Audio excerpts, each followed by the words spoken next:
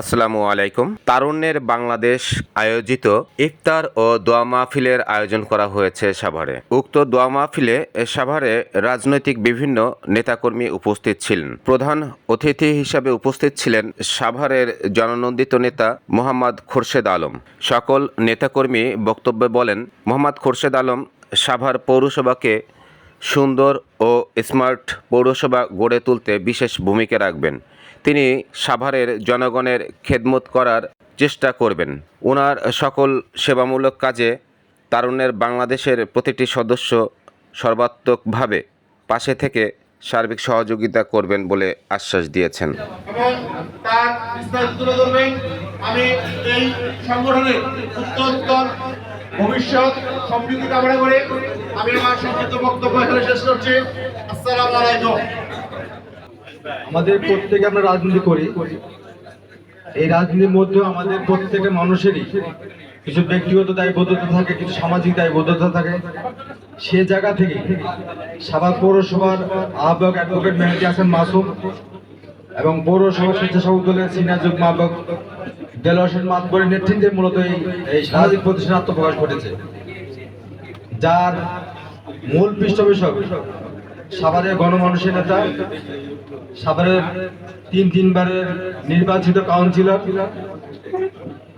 এবং এই অঞ্চলের মানুষের আগামী দিনের নেতৃত্ব দানকারী মোহাম্মদ খোরশেদ আলম ভাই এবং তারই প্রত্যক্ষ নেতৃত্বে আজকে এই তারুণ্য বাংলাদেশের শুভ উদ্বোধন ঘোষণা করা হলো। আমি তারুণ্য বাংলাদেশের আগামী দিনে যে কোনো অগ্রগতির পেছনে থেকে আমি এই প্রতিষ্ঠানকে এগিয়ে নিয়ে যাওয়ার জন্য সর্বোচ্চ ভূমিকা রাখবো।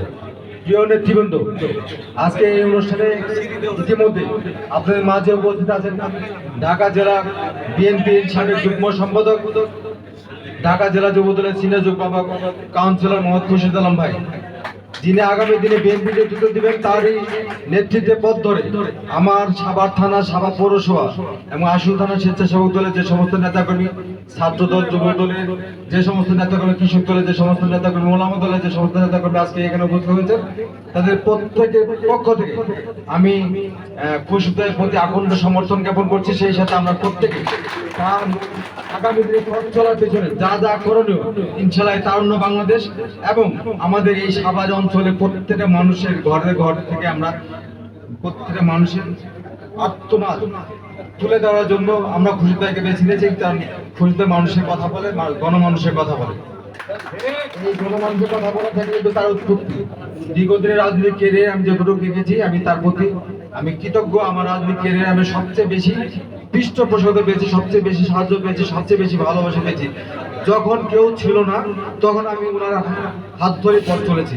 সুতরাং আমি মনে করি, যদি সাভারের যে সমস্ত ছোট ভাইরা আমার সাথে পলিটিক্স করেন, যে সমস্ত ছোট ভাইরা আমার সাথে রাজনীতি করেন, যে সমস্ত সহযোগিতা আমার সাথে পলিটিক্স করেন, আগামী দিনে আমি যেহেতু আপনাদের পার্শ্ববর্তী এটি থানাতে রাজনীতি করছি, সুতরাং সবসময় আপনাদের পাশে থাকার সুযোগ আমার হবে না।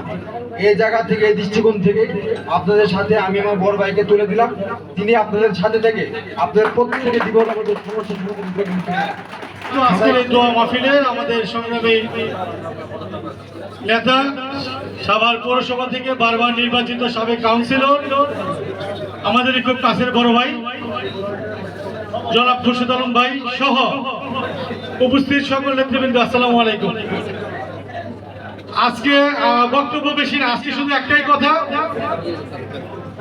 এই তারুণ্য বাংলাদেশের আমাদের যে সামাজিক সংগঠন, আমরা সাভারবাসী, সাভার, আশুলিয়া, ধামরা এবং বিভিন্ন জায়গা থেকে আমরা যে সকল লোকজন এখানে এসেছি, আমরা সবাই আমাদের সংগ্রামী নেতা ডাক্তার মোহাম্মদ সালাউদ্দিন বাবু এবং আমাদের প্রিয় নেতা জনাব খোরশেদ আলম ভাইয়ের নেতৃত্বে আমরা ইনশাআল্লাহ একটি সুন্দর সাভার উপহার দিব।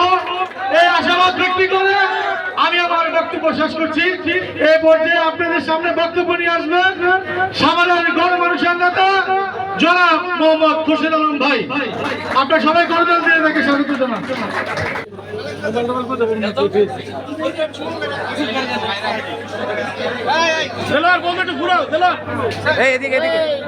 ঘুরে পড়াও সময় দিয়ে দিয়ে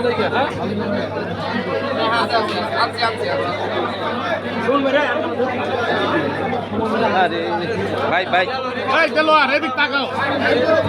আজান দিতে ভাই, সবাই আজান দিতে। ওকে,